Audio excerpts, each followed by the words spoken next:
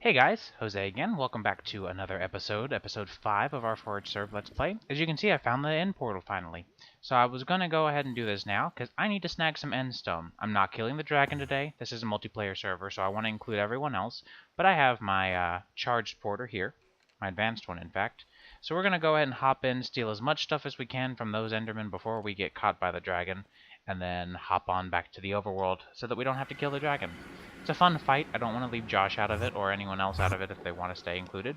So I figured go ahead and just come in here, get what I need, and get going. So the reason I need endstone is so that we can get started on roots today. Endstone is a really helpful ingredient for one of the spells in roots. I'm also going to grab the celestial crystal though, because it's a really pretty block for chisels and bits if you can get the brightness to work sometimes. I have a plan for trying to get the brightness to work, because I think purple would look a lot better than the yellow glowstone we have now. But I want the brightness to still work, which I think I had problems with last time I was using it.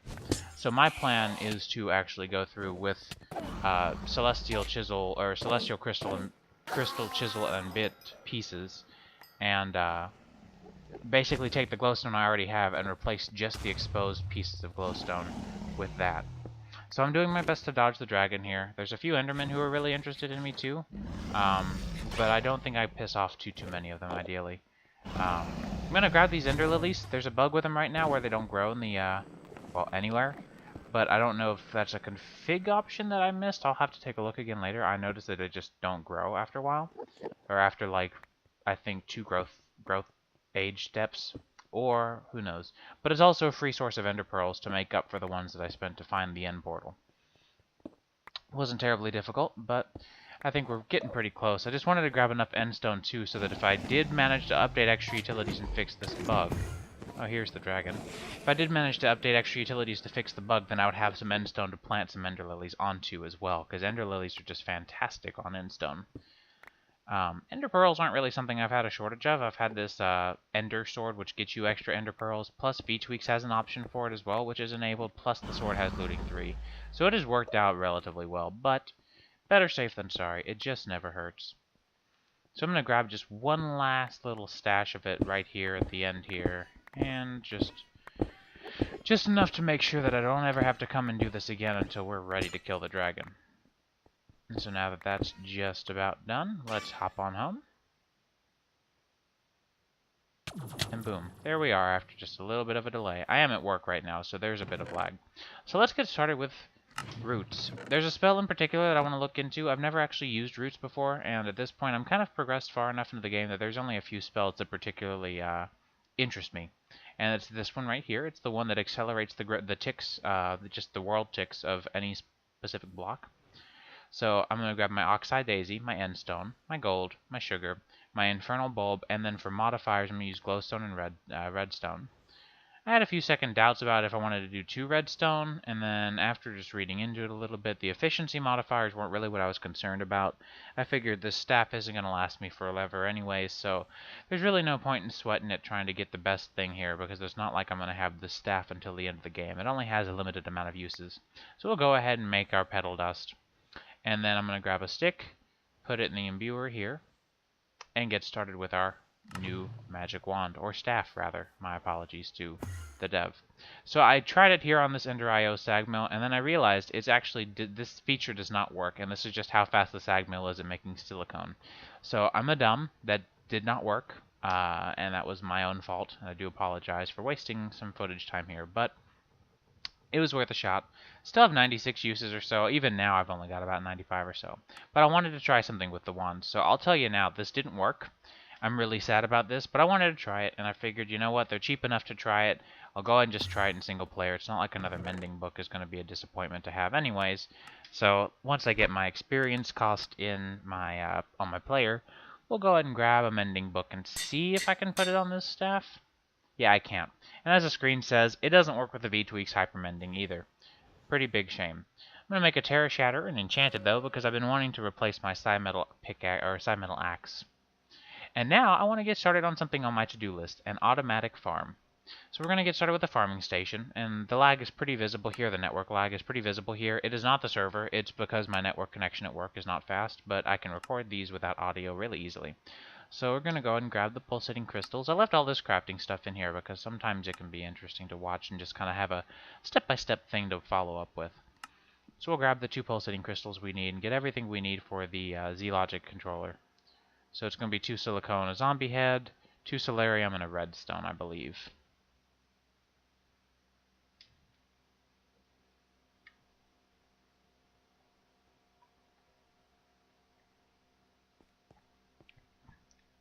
Toss those into the slice and splice. All of these Ender IO machines have these magic capacitors in them because I find the double layers generally fast enough, and I'm too cheap to actually make them. I found a few of them. Other friends have found a few of them and they gave them to me. The secret with the magic capacitors is some of them don't actually do anything. You have to put them in the machines and just kind of test around and see, okay, which ones work, which ones don't. So now that the recipe finally caught up with the network, we'll go ahead and grab the last things we need. So I tried to use a power cell that's hooked up to my main power storage here. That didn't work out so well. I ended up changing this out later, which you'll see me do in the footage. But we're going to start with a power cell with a link card. If you guys didn't know, you can use power cells to work effectively like tesseracts or interdimensional transceivers. Or no, normal dimensional transceivers, not interdimensional. But they're a lot cheaper. The difference is, I believe, the further the distance, the more RF it takes for upkeep. But they also serve as RF storage. So they're really actually like questionably overpowered. The scaling on how much RF it takes between dimensions and distance actually does make a pretty massive difference, and as far as balance goes, because if you'll remember, tesseracts don't actually have an upkeep cost anymore, if I recall, or if they do, it's a solid rate.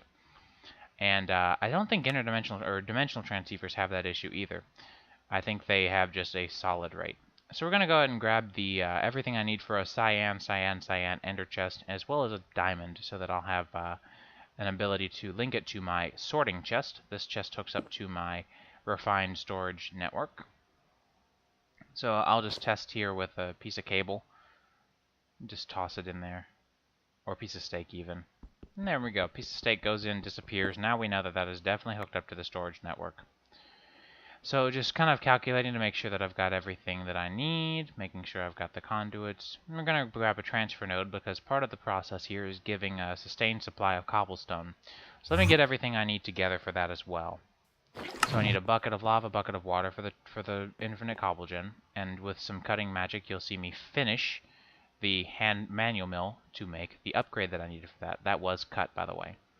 So here's 5 transfer node filters. I did not, or not transfer node, conduit filters. I did not need 5. I really only needed 1, if that. I'm also going to grab the kinds of crops that I want planted. Now, I actually changed this off camera. I added netherwort and got rid of one of the extra rows of oak wood. Gonna go and grab a capacitor as well. I know all of these capacitors work. I don't keep any duds in my system anymore. I'll test them before I put them away. So now I just want to come down here to power utilities as soon as the server decides to respond. There we go. Go check out and see how far along the chunk loader will load. That way I put this within the same load range. I don't have to make another chunk loader. Because they don't do any code inefficiently, but it's just best to not be wasteful. So there we go. We kind of get an idea. I was looking at a funny side effect of using glass panes is that they do connect even though it's client-side only. So you can see how well this coincides with the chunk grid. These actually show you the very center of the chunk that is loaded, rather. So it looks like this area looks good. I like this area. It's kind of off to the side, but still accessible. Let me grab my shovel that I made earlier and tear down some grass. Boom, magically done. Clear out some of this tall grass as well and kind of get started, because it looks like there's a lot of this around. And now that that's all done, get the farming station down and start digging underneath it a little bit. So this actually doesn't take a lot of space to set up. Now, a lot of people will do this setup a little bit differently depending on what mods they have available. I know Ender Thing is an alternate to using Ender chests. I just like the multi-storage mod by, pardon my language if this is wrong, but Shedifian or Shedifan. I'm not sure if that's pronounced correctly. He makes the Ender Tanks mod, the multi-storage mod, which adds not just Ender Link bags and Ender Link chests, but also adds a few other variants, and it's a very well-written mod, unlike Ender Storage.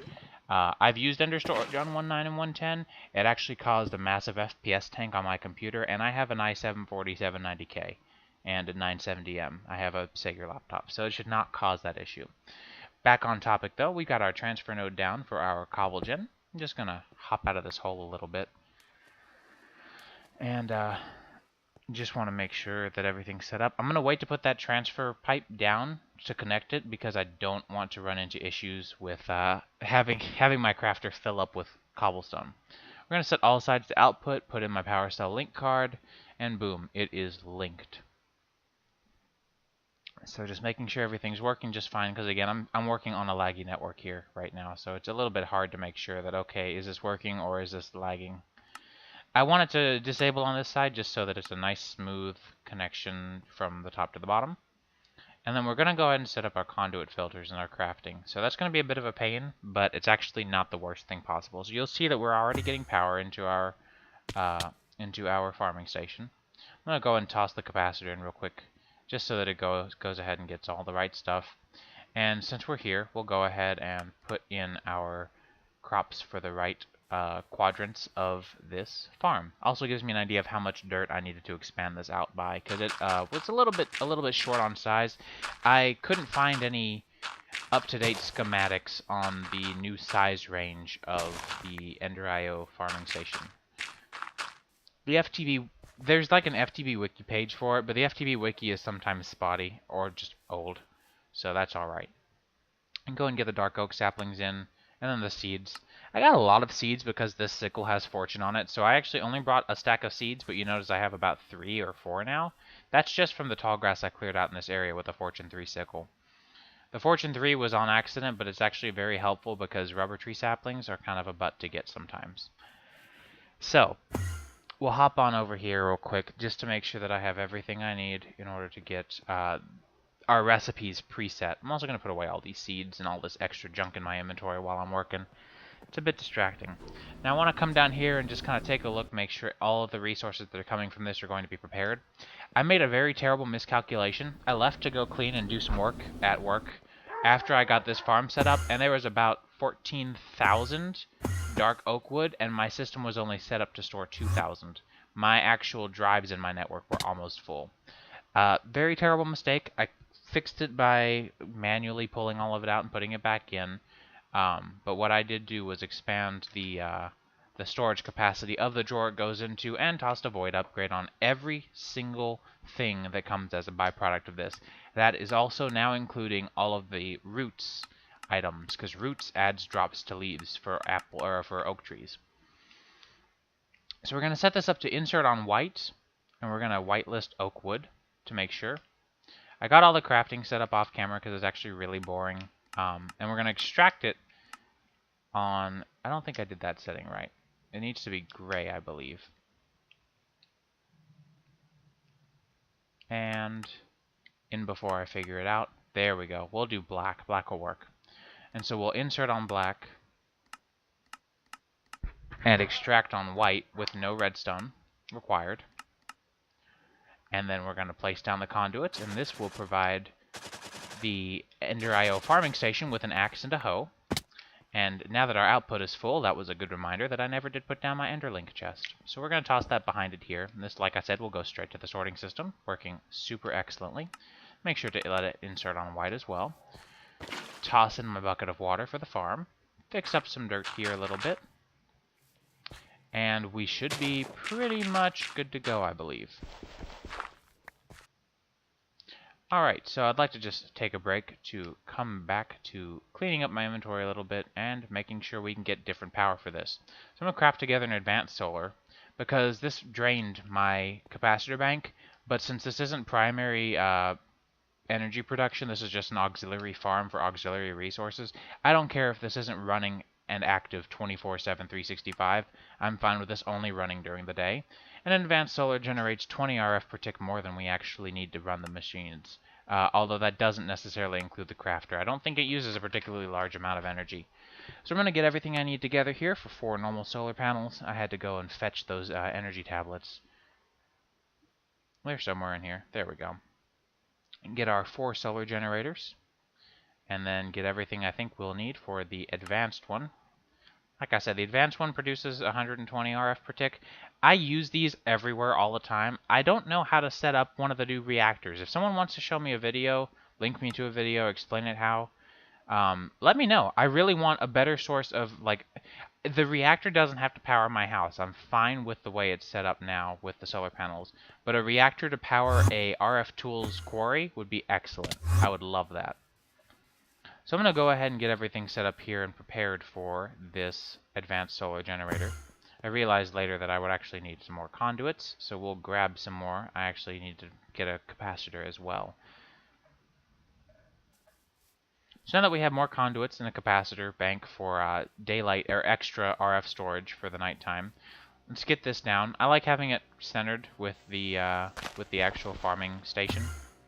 Grab the shovel, use the right tool for the job. I don't usually keep shovels like in the hotbar anymore. I used to, but ever since I discovered the Psi Metal Pickaxe with the Psi, with the 3x3 spell that I found on the Psi Spell Compendium, which I only discovered about a week and a half ago on this server, I haven't ever used anything else. So let's reclaim that conduit and the power cell. The power cell retained the power cell link card, which is fine.